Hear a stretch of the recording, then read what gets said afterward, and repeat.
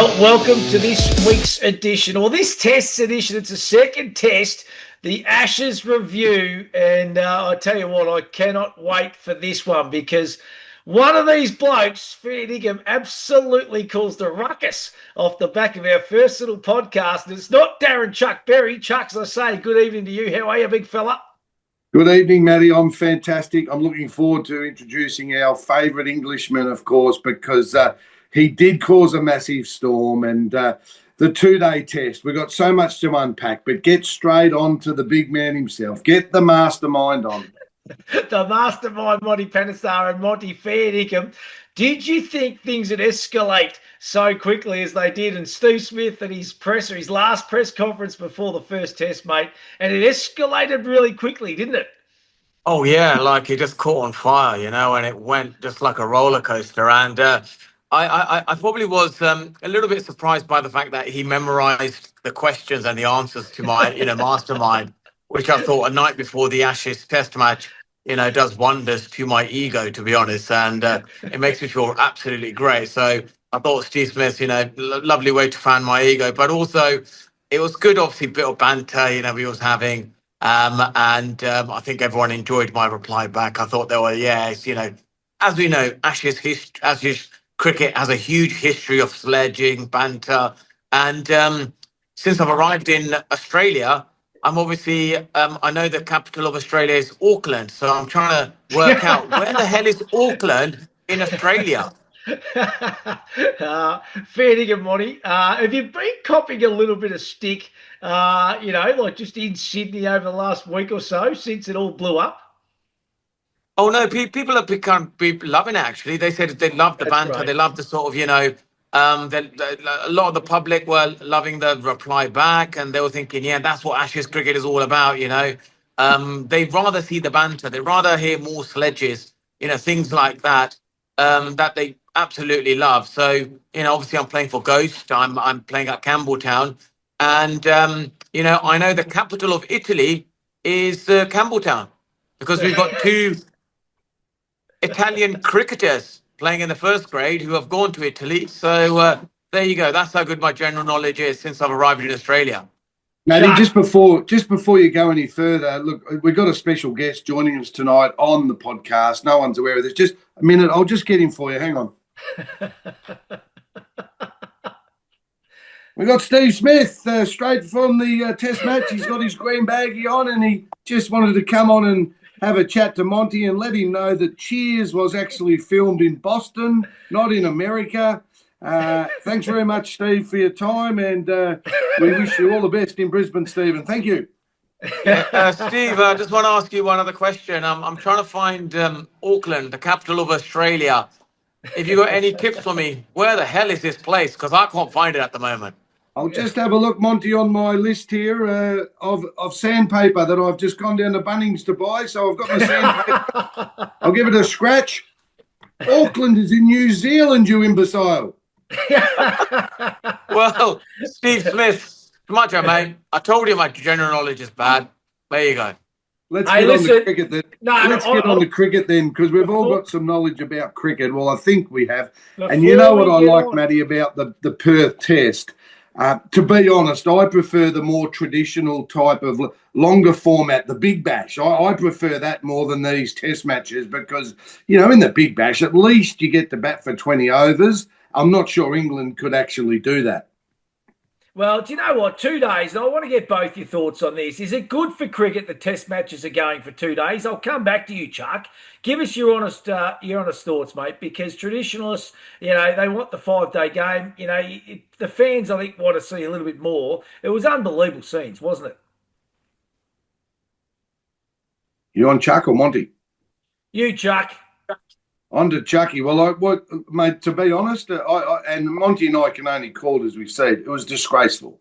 The wicket wasn't that bad. Usman Khawaja just come out and complained about it.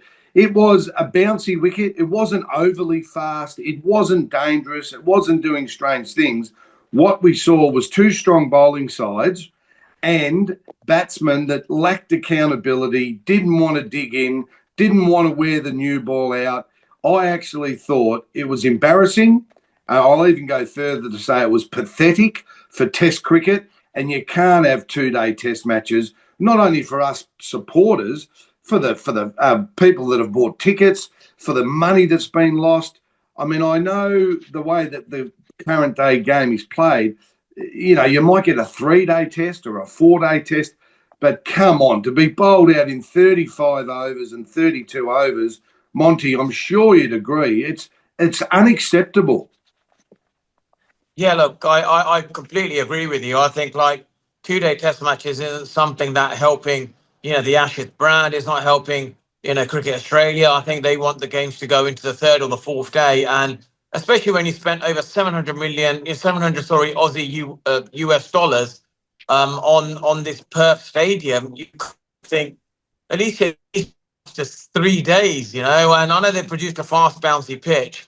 But I think from an Australian perspective, I think their batters, they know that England have got a bowling attack that can really, take on the Australian batsmen. And this short test match in particular, Smith is, his innings were a little bit not very uncharacteristic like Smith. He played and missed quite a few of the balls. I think it was 49% he, played and missed, whereas average in Australia is only 10%. So you can see the pace and the to him, and if he's obviously best batter, then that kind of like sends that sort of negative effect on all the other batters in the Australian team as well. So it'll be interesting to see at Brisbane how England look to keep him quiet. I think that's going to be the key. At Brisbane, if they keep him quiet yet again, then it will just help them a lot in terms of their confidence, knowing that puts a lot of pressure on all the other Australian batters. But yeah, played 49%. That's a big one. Its average outside Australia is 29%. So if you look at it from that perspective, it probably, I don't know if it's rattled Steve Smith or not, the way the England bowlers are coming hard at him. But, well, let's see how Brisbane goes. Monty, I'm going to come back to you. Is it the end? Is it the death of Bazball? Do we put that away now, or what are you thinking? Nah, this England team's ultra confident. They always play Bazball. They're the one who invented Bazball. They're going to go hard. They're not going to care about what Mitchell Starc's record is like. They don't care that, Australia have won 13 out of their 14 pink ball test matches. They're going to say, we're going to just come hard at you guys. We're going to play with that ultra confidence. We know that if we can get on top of Australia, then, they don't like that. They don't like to be put, on the ropes. And this time around, when that opportunity does come, I think England just needs to be much more dominant. They can't just let slip of strong positions that they have done in the past. And maybe it's a problem. Maybe it's a problem with this England side. Whenever they're in a strong position, they always let it go. So, in my opinion, I think this time around, they've got to learn from their mistakes. And they've got to, once they've got Australia, in a slightly awkward position in an area where they are like, sort of behind the game, England must, not give any inch for Australia to come back in. Chuck, I know you're a massive one. You reckon Bazball's a joke, buddy. You reckon it's dead in the water, and this Brisbane test might really sound the death knell for it. Yeah, that couldn't have wished for a worse start to play in Perth and then Brisbane, because I can tell you, this is a day-night test. Mitchell Starc's going to curl it around corners. It's going to be fast. It's going to be bouncy. And I don't care what Monty says, and I don't care what anyone from England says. Bullshit ball is not going to work at the Gabba because they're going to have 4 slips. And I said last week, more nicks than a teenage shaver. You cannot disrespect the game. There is periods of the game where you have to let the ball go through. There's periods where you have to just be patient. And if you think, no, our way is to just bash the ball all the time, it'll come off 1 in 6, 1 in 8, maybe 1 in 10. It's not going to work consistently on seaming wickets. On flat feather beds at Trent Bridge or at bloody at Surrey there, on a lovely wicket, yeah, you can throw your front foot down and pump it through the covers. I don't reckon Zach Crawley, who I'm a big fan of, I like Zach Crawley, he's a really good bloke too. I reckon he's just thinking about that big cover drive because it didn't work too well in Perth. Matty, you disrespect Test cricket and it will bite you right on the Bazball. Yeah, and they can't afford to go too zip. That's going to be the big thing, Monty. And no Mark Wood in this second test. This is big news because he was the one that was really, I think, going to put the wind up the Aussie bats. Yeah, that's a big blow for England. You know, Mark Wood is one of them sort of bowlers can actually, you know, if he gets his bowling right, his radar right, he can sort of just blow the top order away. And I think, you know, it's a good news for the Australian batters because they know Mark Wood, we know what he's capable of doing. We know what, you know, at Headingley when he bowled that devastating spell and he, you know, bowled Usman Khawaja, that kind of like just, wow. It was that moment where when we had it back in 2013, 14, when Mitchell Johnson, you know, was bowling with Mm. gas. And I think that's what Mark Wood has. He has that potential to do it. But, you know, maybe on these kind of like a sensible decision by England because the conditions are going to favour the bowlers at Brisbane. I believe, you know, the team that wins the toss first will look to have a bowl. You know, the first day is going to be a little bit, you know, conducive to seam conditions. And it'll be the second day that where, you know, the pitch gets a little bit more, you know, flatter. It'll be easier to bat on. So maybe they'll think that Ben Stokes is in good form at the moment, that they can afford to, you know, possibly, you know, bowl, have three seamers, Ben Stokes, and maybe bring a spinner in. You know, I think England will have a big call here. I believe that England will bring in Shoaib Bashir. And the reason I say this, Mickey, the reason I say it is because of Travis Head's innings and Jake Weatherall as well. Both of these are attacking players. They love pace on the ball. And I think Ben Stokes will be thinking, let me just bring in Shoaib Bashir, spins the ball away, may get that extra bounce. And it's a change of pace as well. You know, spin, it's a bit slower. And that could change the rhythm of the batters, especially the left-handers. And I think that could be the call that they may have. Hey, Chuck, from an Aussie point of view, mate, Travis Head was sensational, magnificent knock. And Mitch Stark, he bowled absolutely magnificently, didn't he? Yeah, Stark just gets better and better, and I really admire him that he's given up the riches of the IPL and the T20 formats to focus on Test cricket. Not many are prepared to do that these days. Mitchell Stark has done it, and he's got the rewards.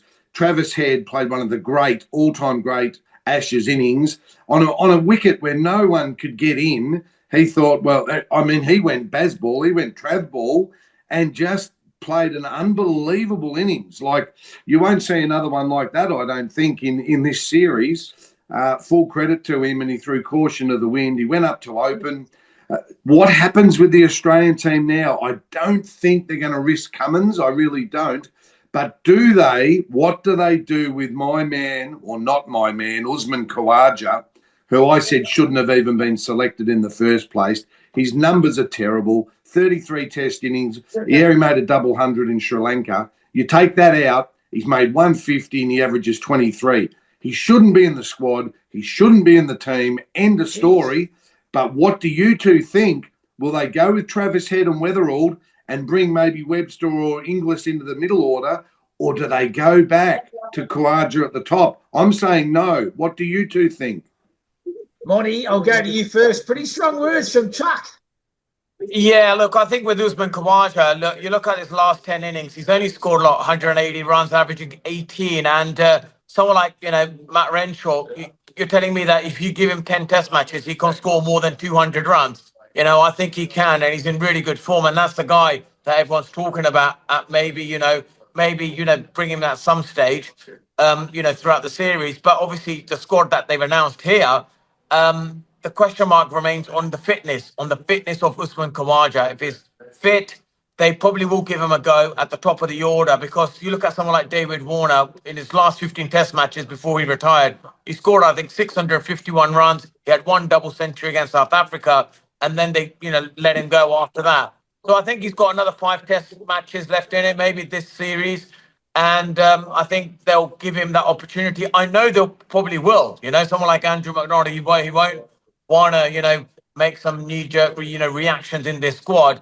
If his back is fit, they'll want him at top of the order because then he can see out some of the, you know, the swing bowling, like you say, take the swing out of the bowling. The longer he kind of stays at the top of the crease, then it makes it much easier for like Travis said, which I believe at 5 he will explosive innings. So England want Travis Head at top of the order, to be honest. England want Travis Head to be facing that first ball with Josh Rush, a ball swinging around, and then they will believe knock him over, because history suggests every time Travis Head scores 100, the next innings he doesn't score. He's like a big cuddly bear. He's had his main course meal and he's full now. He's scored his runs. He'll think, oh, I don't need to score again because it doesn't have that sort of maybe that temperament or that edge like the Ricky Pontings, Matthew Haydens, Michael Clark's. You score 100, you want to back it up with another one.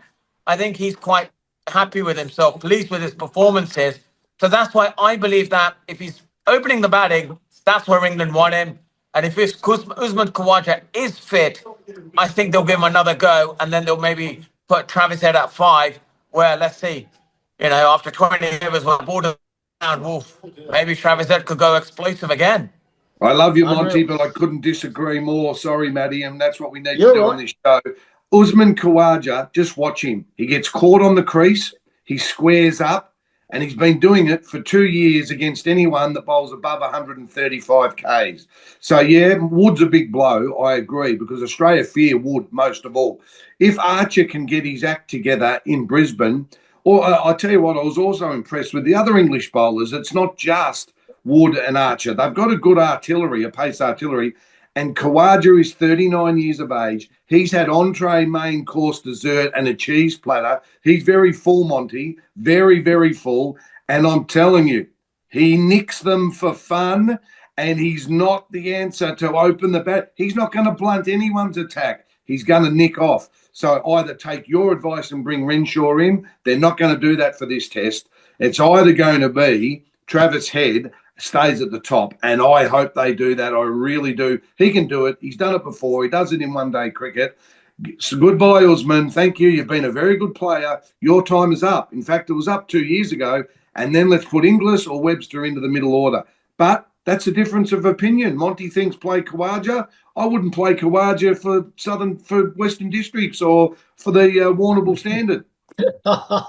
Unbelievable. Hey, let's have a look. Second test match at the Gabba. It's a day night of pink ball cricket. Monty, you touched on it before. Aussies have won 12 out of their last 13 pink ball test matches. The market for Palmerbet, Australia $1.53 head-to-head to win. The Poms, $3. The draw is at $12. I love another Palmerbet market here. What day will this test be over with? Surely we get to day 3 or day 4. I'm going to come back to you, Chuck.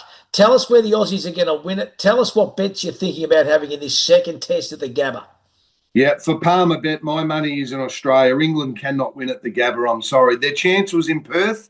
They had the chance and they blew it. They absolutely stuffed it up. Australia will win the test match in Brisbane. I think it will get to 3 days. Sadly, I think there'll be some rain up there. It rains a lot, and it's a strange choice to have a day-nighter in Brisbane because the clouds roll in. This will have a little bit of rain-affected stuff going on. So I think it will go to day 3. My prediction, Australia win it in the third session on day 3 at the Gabba.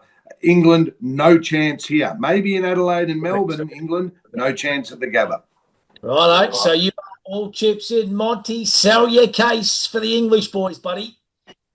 Look, I got every chance of winning here. They're better prepared. The batters are going to be better prepared as well.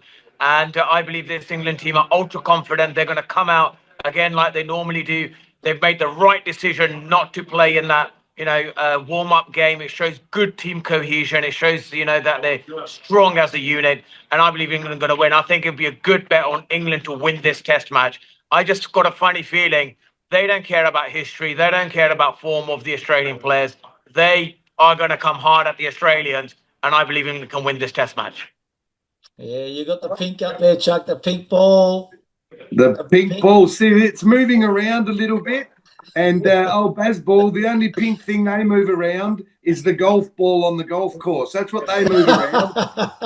But when this cricket ball starts moving around like this, you watch them go running for cover. No chance the Poms can win at the Gabba.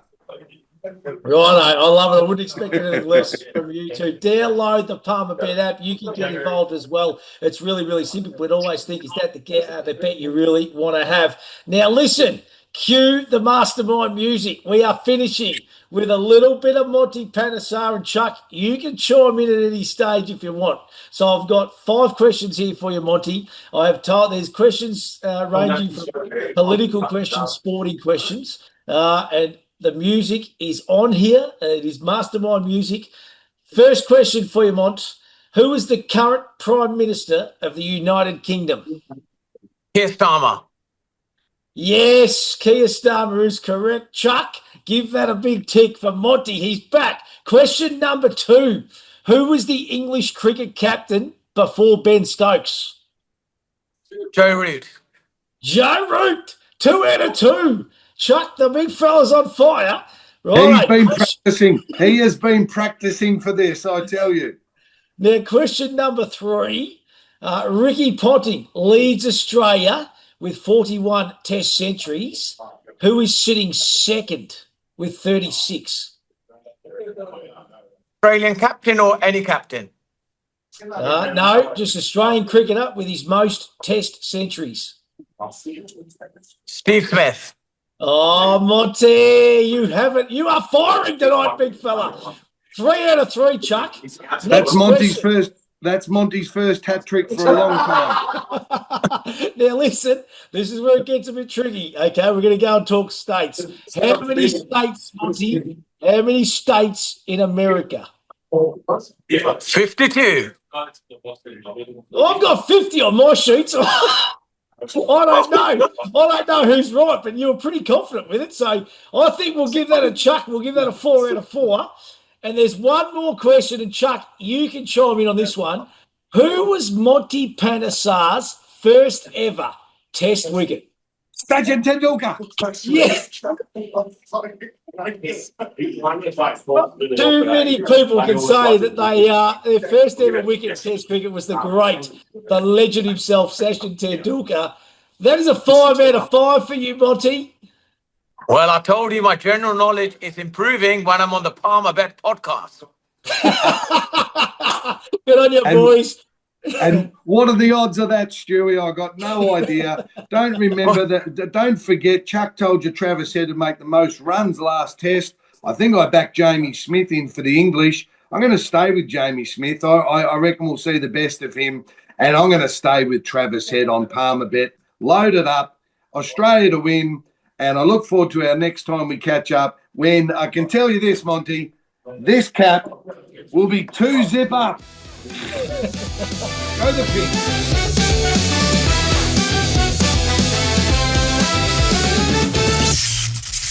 Chances are you're about to lose. For free and confidential support, call the number on the screen or visit the website.